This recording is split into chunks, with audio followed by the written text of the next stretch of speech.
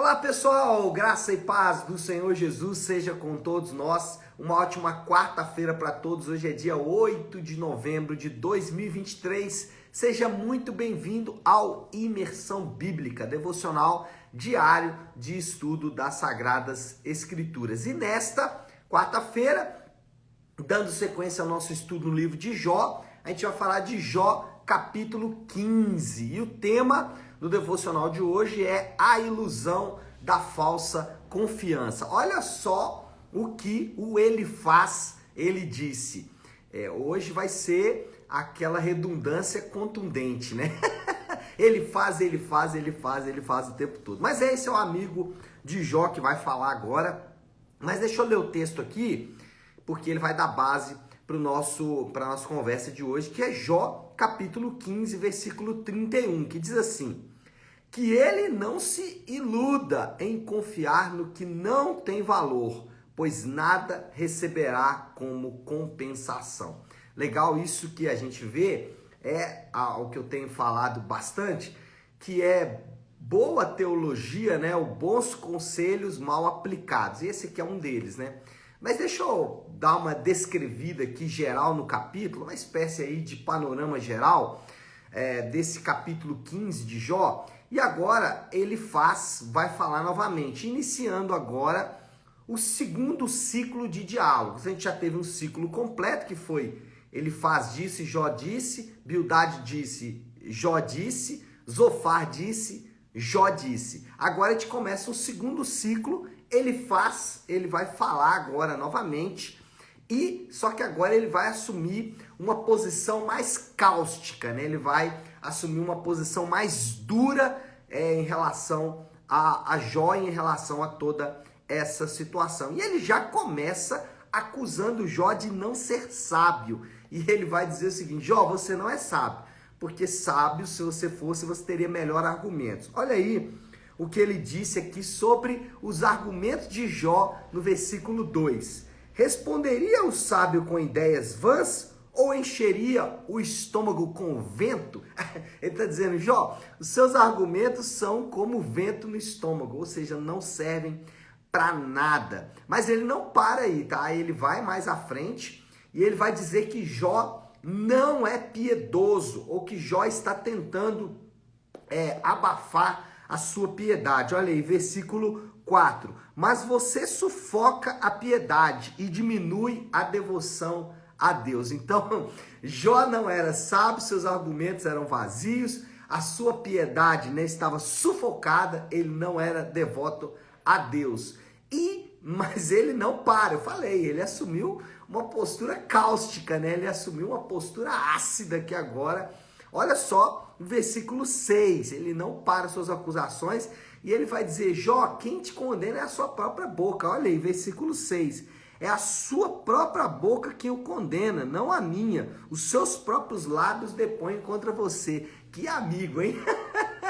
Com um amigo como esse aí, né, a gente não precisa de outros inimigos. Não, mas falando agora sério, ele realmente assume essa posição.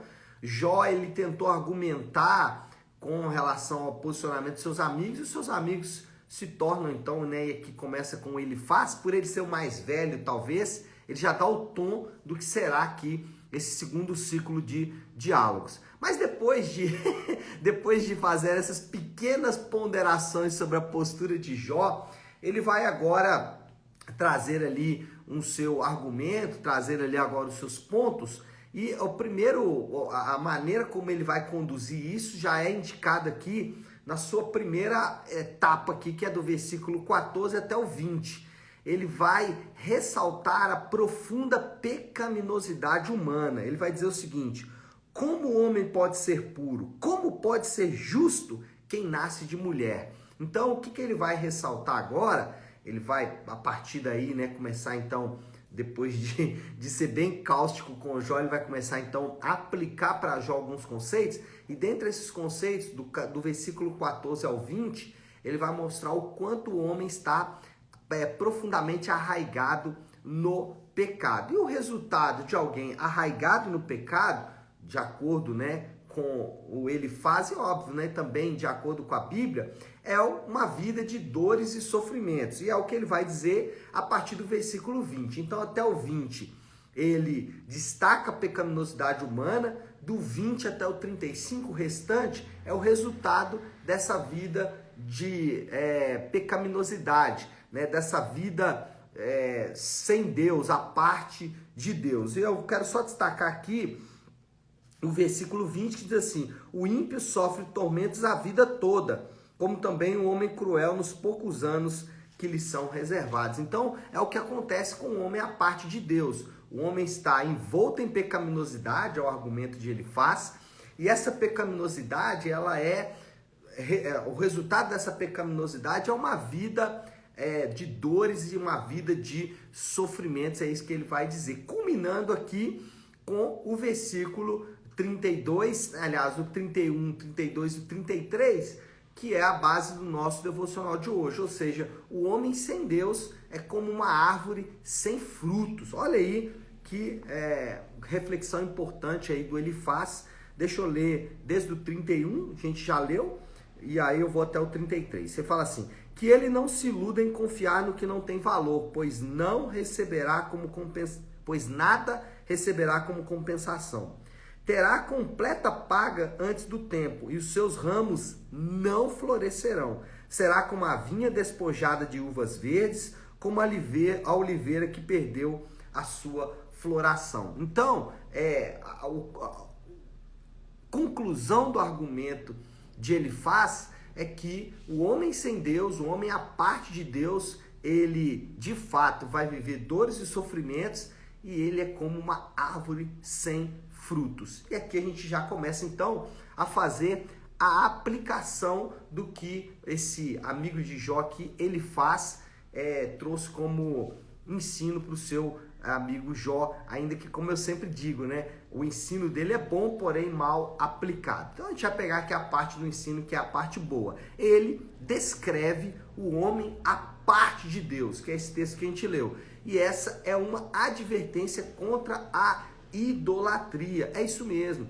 Ele está dizendo o seguinte: o homem à parte de Deus, ele vai procurar coisas que vão substituir o próprio Deus, que vão se colocar no lugar de Deus. No caso aqui do Elifaz, ele estava dizendo que Jó tentou encontrar ali nos seus argumentos uma maneira de escapar de Deus, mas não ia conseguir. Agora, aplicando para nós, o que a gente vai entender é que qualquer tentativa de substituir Deus vai assumir a forma de idolatria. E é sobre isso que a gente quer falar aqui, de maneira muito resumida, é claro, mas de uma maneira também a lançar luz aqui nesse texto. Sobre a idolatria, a gente tem que lembrar que a idolatria, ela assume diversas formas. Essa coisa de se iludir com essa falsa confiança assume diversas formas. O que pode ser essa falsa confiança ou essa idolatria? Pode ser coisas boas, como dinheiro, por exemplo. Tem pessoas que elas estão, como o Elifaz falou aqui, né? Versículo 31, que não se iludem em confiar no que não tem valor. Tem pessoas que elas confiam mais no dinheiro, que o dinheiro é capaz de trazer saciedade para ela mais do que o próprio Deus. E aqui só um ponto importante, que por vezes a gente pensa em alguém que idolatra o dinheiro como alguém muito rico. E de fato isso pode acontecer, mas não só com os ricos. Existem pessoas que não têm dinheiro e que imaginam que se tivesse dinheiro, a vida seria mais feliz, ou ele seria mais realizado. Parafraseando aqui o Elifaz, que ele não se iluda em confiar no que não tem valor. O dinheiro não tem valor. Quer uma outra coisa? Casamento.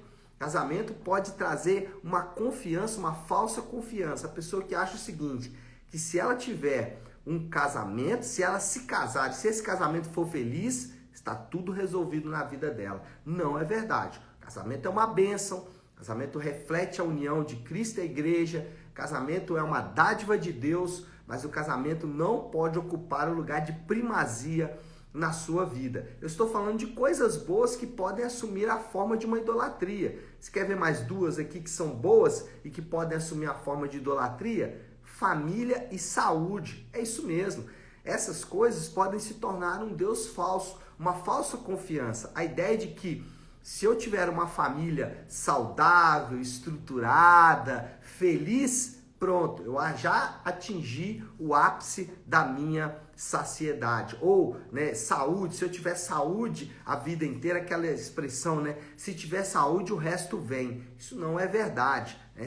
Nós não podemos viver a parte de Deus. Então a idolatria, ela assume formas que podem ser formas boas, como essas que eu falei, mas também ela assume outras formas. Por exemplo, a idolatria assume a forma de divindades. Os deuses falsos, né, essas divindades falsas, elas exigem a adoração completa. Elas oferecem uma falsa confiança. Essas divindades podem ser as divindades orientais, os falsos deuses orientais, podem ser outros deuses como Maomé, Alá e tudo mais. No Brasil, isso assume aí uma forma muito simples, que são os santos da Igreja Católica, inclusive Maria. São divindades que são adoradas como se fossem ídolos, como idolatria, como deuses. Ainda que as pessoas vão dizer que não é idolatria, é veneração, mas na prática a gente sabe que não é veneração, é de fato idolatria. E eu vou falar aqui como ele faz, que ele não se iluda em confiar no que não tem valor. Agora, talvez uma forma de idolatria que a gente às vezes ignora bastante, é a egolatria, que é a idolatria do eu. Isso é muito forte na nossa sociedade humanista, racionalista, esse nosso período da história que dá ênfase muito ao homem. Então a egolatria, né, o fato de que eu sou o meu próprio Deus, isso tem assumido forma muito nesses últimos dias. Então a idolatria pode assumir várias formas, mas sempre com o mesmo viés, que ele não se iluda em confiar no que não tem valor, o que o nosso amigo ele faz, disse aqui para o Jó. Outra coisa, a idolatria, irmãos, ela é sutil.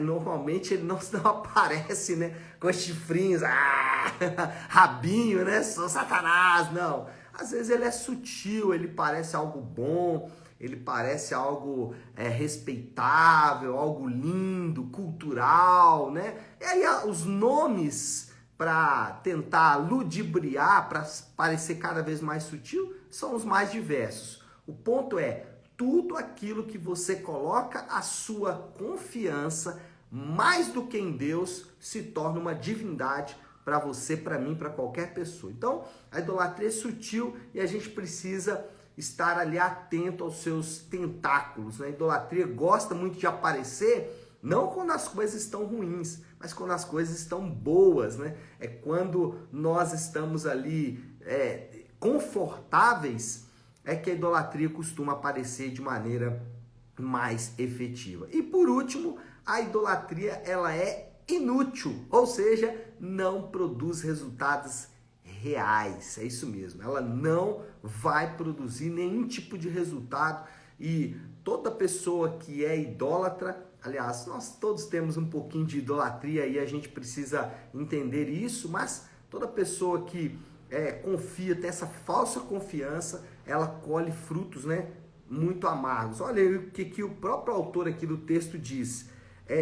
Será como vinha despojada de uvas verdes, ou como a oliveira que perdeu a sua floração, ou seja, árvore sem frutos. Idolatria não produz frutos. E aí, como vencemos a idolatria? E aí eu já vou passar aqui para a moral da história. Como nós podemos vencer a idolatria?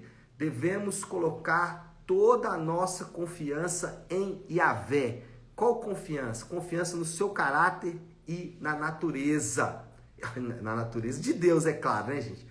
Deixa eu refazer isso aqui que não ficou bom.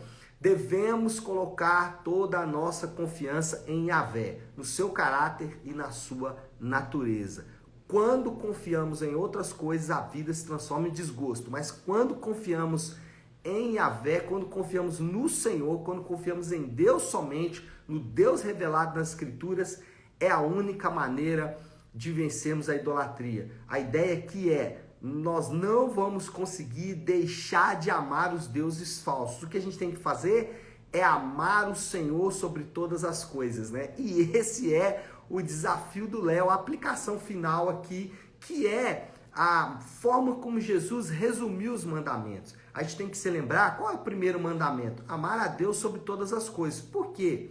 Porque amar a Deus, né, sobre todas as coisas. Jesus depois, resumindo os mandamentos, disse: o primeiro mandamento, ame a Deus sobre todas as coisas, com todo o seu entendimento, coração, tudo aquilo que a gente já sabe que Jesus falou. Por que amar a Deus é importante? Será que Deus é alguém que precisa desse amor para alimentar o seu ego ferido? É claro que não, é óbvio que não. Isso é inclusive uma blasfêmia contra o Senhor. Por que amar a Deus é importante, é o primeiro mandamento? Porque na verdade é a forma de você superar a idolatria, é a forma de você superar a falsa confiança. Então, quando alguém precisa de esperança, a gente não pode dar para ela uma falsa esperança. A gente tem que falar para ela: ame o Senhor teu Deus sobre todas as coisas, inclusive sobre isso que está te causando pânico. Então, a ideia aqui é muito simples, ainda que seja difícil de aplicar, né?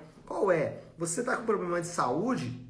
Ame a Deus mais do que a sua saúde. Ame a Deus mais do que o seu casamento. Ame a Deus mais do que o dinheiro. A ideia é: ame a Deus. E o que é amar a Deus mais do que tudo? Amar a Deus mais do que a sua empresa, amar a Deus mais do que o seu casamento, amar a Deus mais do que tudo. O que é? Amar a Deus envolve conhecer a Deus. Então, para amar a Deus, você vai precisar conhecê-lo. E ele se revela através das Escrituras.